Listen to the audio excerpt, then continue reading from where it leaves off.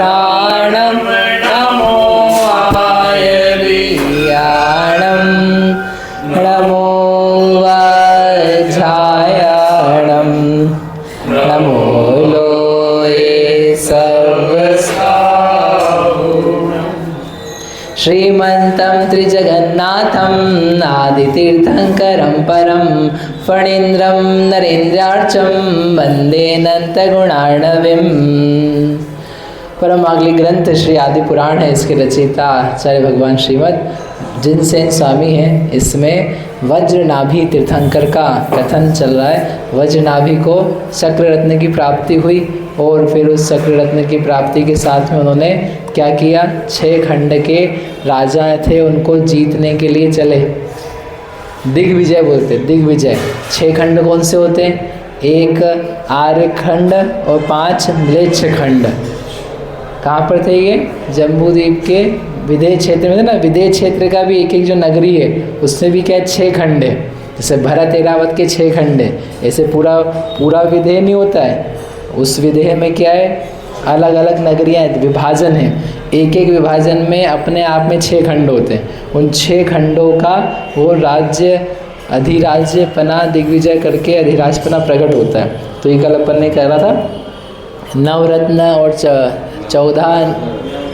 14 निधि और 9 रत्न, उल्टा बोल जाएगा, 14 रत्न 9 निधि। हाँ, शेष रत्न ग्रह केवल बंड, चालो साधन को 6 खंड, श्रेष्ठी नंदन जो धन देव, ग्रहपत रत्न भयो सोएव। जो उसका पूर्व भाव में लड़का था केशव, श्रीधर राजा के, जिसके कारण से उन्होंने दीक्षा नहीं ले पाई थी, तो वो केशव स्वर्ग में अच्युत अधोग्रीवेक में गए थे। वही मरण करके इसी नगर में श्रेष्ठी के पुत्र हुए थे। अब वो जो श्रेष्ठी पुत्र हुए थे, पहले तो पुत्र था, अब पुत्र नहीं हुआ। इस बार पुत्र ना होकर के वह नगर में जो नगर सेठ जिसको के पदवी मिली थी उसका लड़का हुआ। वो जो लड़का था उसी को, वो भी एक रत्न बन गया, ग्रहपति। ग्रह, मैंने कहा था ना 7 चेतन रत्न होते हैं और 7 अचेतन।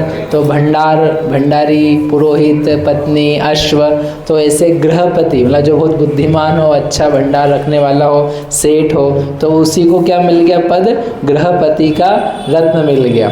और उसके 4 लड़के जो पहले मंत्री, पुरोहित, सेनापति थे, वही सब इसके बन गए थे लड़के, बाहु, सुबाहु ऐसे करके नाम आए थे वे सब। तो उन सबको लेकर के अब क्या करने गए वो, भ्राता सैन्याले 6 अंग, 6 खंड साधत भयो अभंग, देव विद्याधर अरु भूपाल, सब ही से नमवायो भाल। भ्रात यानी भाई आदि को साथ में लेकर के, लड़के बच्चों को लेके कहाँ गए, 6 खंड, 6 प्रकार की सेना, क्या बोलते हैं, अक्षोहिणी सेना।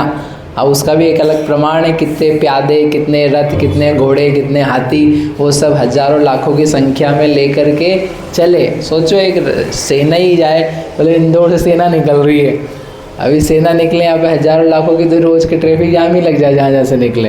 तो घोड़े लेकर के, हाथी लेकर के, चिंगाड़ते हुए, नाचते गाते कहता है ना, बाजे बजते हुए, तो वो सब जा रहे हैं। तो अलग अलग नगरों में जाकर के युद्ध लड़ते हैं कि नहीं लड़ते हैं?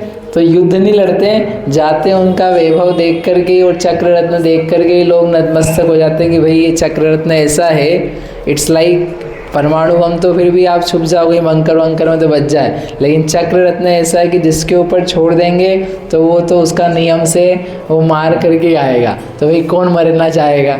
चक्र रत्न का ऐसा प्रभाव होता है।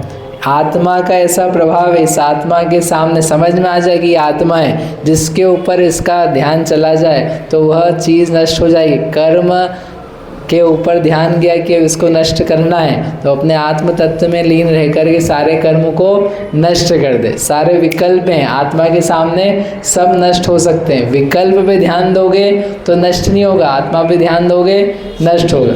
हर बाकी जगत की जो क्या कहते हैं, जीतना रहता है, किसी को हराना होता है, तो उस व्यक्ति के ऊपर ध्यान देना पड़ता है। और यहाँ पर अगर अपने आत्मा में जो शत्रु है उनको नष्ट करना है तो उन पे ध्यान नहीं देना है। उससे विरोधी तत्व कौन है? ज्ञान आत्म तत्व, उसके ऊपर ध्यान दो तो नष्ट होंगे।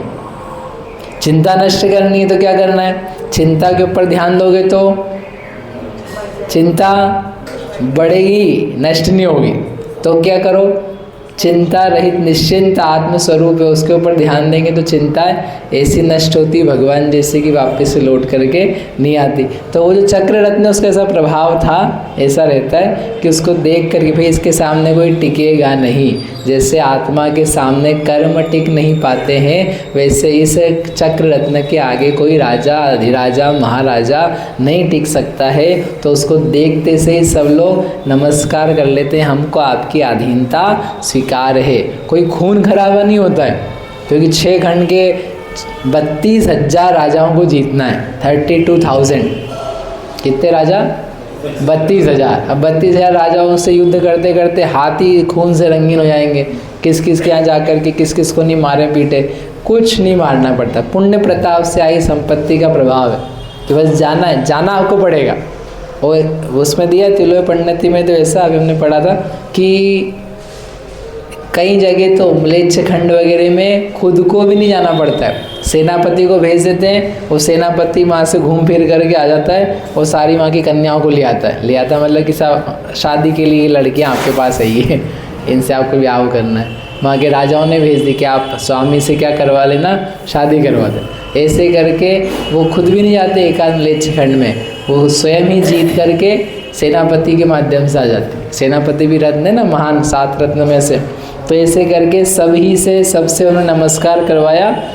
जो ये चक्रवर्ती या पुराने राजा थे ना, इनको लड़ने भिड़ने में वो नहीं कषाय रहती कि हमारे अधीन रहना चाहिए। आपने मान लिया आप हमारे अधीन हो, बस राज्य आपका आपके पास ही, आपकी संपत्ति जैसी थी वैसी की वैसी, बस ये कि आप हमारे अधीन हो, इसको स्वीकार कर लो। इतनी सी बात। संसार की समस्त वस्तु वैसी रहने वाली है, बस तुम ये मान जाओ कि तुम आत्मा हो। ऐसा नहीं कुछ करना पड़ना नहीं अलग से।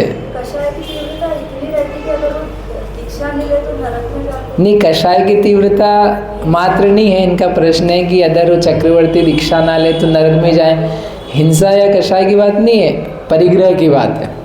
परिग्रह, बहुवारम्भ परिग्रहत्वम नारकस्य आयुष, ऐसा सूत्र दिया है। तो मनुष्यों में सबसे ज़्यादा परिग्रह किसके पास है, चक्रवर्ती के पास। भाई 6 खंड जितना था, जो भूमि हो सकती है सारी सामने, उसके तुम सबके स्वामी बन गए हो।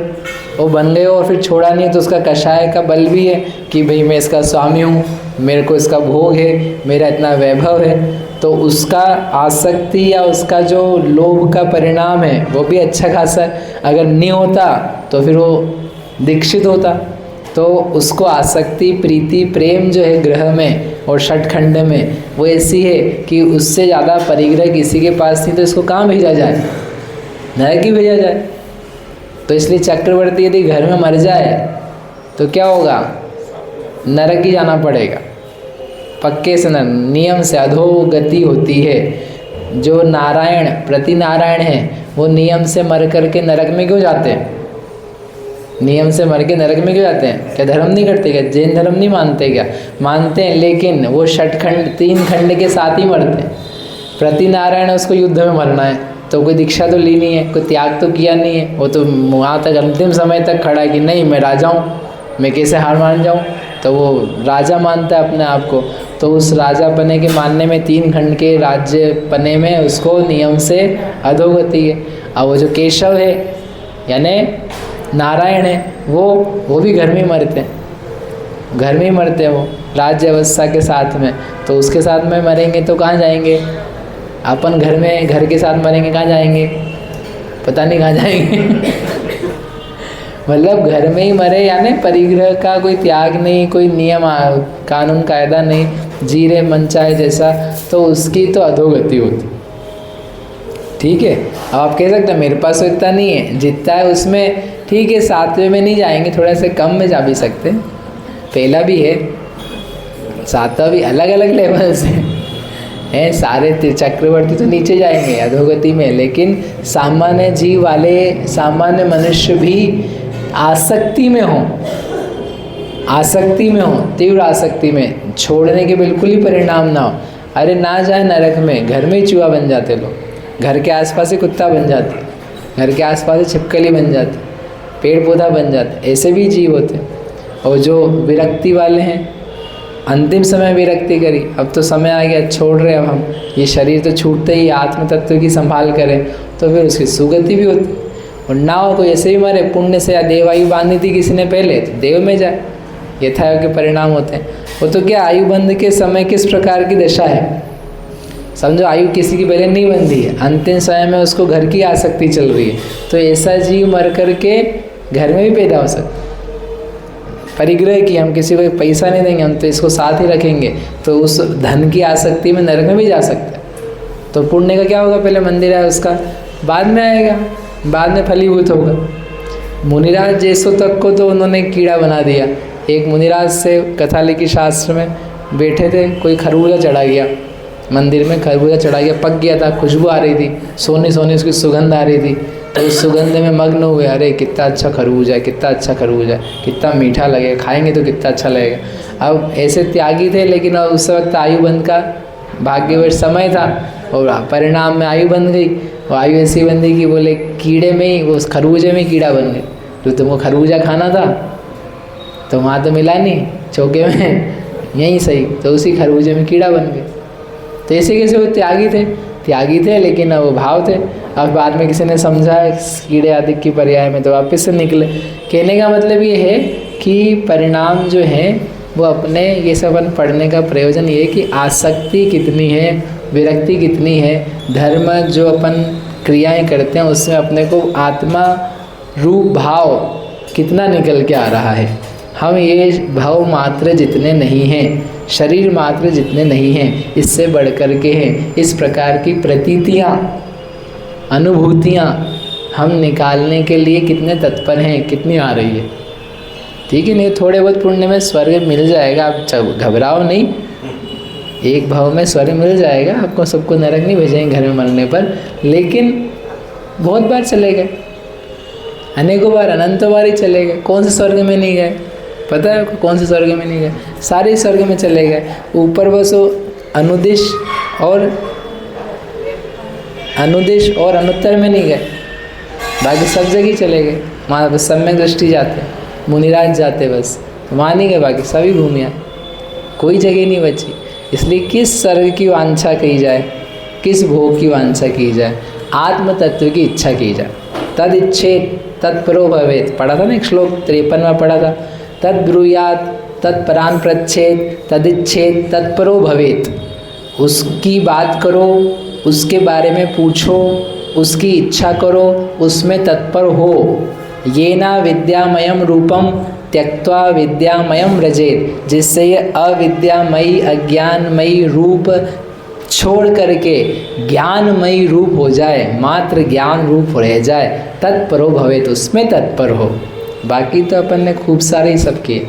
तो ऐसे चक्रवर्ती, ठीक है, तो चक्रवर्ती निकला, कन्यादिक जो रत्न सुसार, तिनको कीनो अंगीकार। इंद्र सुवत क्रीड़ा नित करे, फुन चक्री निज पुर संचरे। और वो षटखंड को सारता हुआ वहाँ जो कन्या रत्न आदि सारभूत वस्तुएं थी, श्रेष्ठ श्रेष्ठ चीज़ें थी, वो सबको ग्रहण करता हुआ, मतलब कोई छीना झपटी से नहीं, लोग स्वयं आकर के हमारे यहाँ ये गन्ना होता है, हमारे यहाँ ये फल होता है, हमारे यहाँ ये घोड़ा होता है, हमारे यहाँ ये कन्या है, हमारी लड़की है, ये ऐसे करके कि स्वयं पुण्यवान को कौन सी संपत्ति नहीं मिलती है। अब आप देखो, पहले अभी तो दीक्षा भी नहीं ली अभी तक, उसके पहले के भाव में भी क्या थे, इंद्र थे, उसके पहले क्या थे, मुनि थे। मतलब एक बार वो अच्छे मुनि बने, अच्छी साधना करी, हाँ, उसके फल में पहले तो असंख्यात वर्षों तक वहाँ के राजा बने, और फिर वहाँ से निकल करके अभी चक्रवर्ती तीर्थंकर के घर पैदा हुए। ये अपने आप में महापुण्य, तीर्थंकर घर में पैदा होना, हाँ, कितनी बड़ी बात है। और फिर उसके बाद में वो चक्रवर्ती बन गए।